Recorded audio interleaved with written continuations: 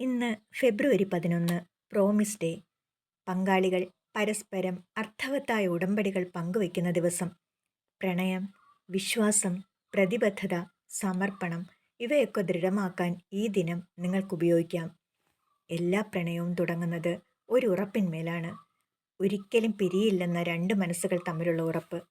ഇണക്കങ്ങളും പിണക്കങ്ങളും ഉണ്ടായാലും ഒരിക്കലും ഒറ്റയ്ക്കാക്കി പോകില്ല, അകലുകയില്ല എന്ന മാറ്റമില്ലാത്ത ഉറപ്പ്.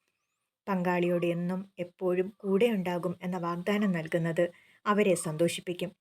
കൂടെയുണ്ടെന്ന വെറും വാക്ക് പറയുകയല്ല, അത് തെളിയിച്ച് കാണിക്കുന്നതും പ്രോമിസ് ഡേയുടെ പ്രത്യേകതയാണ്.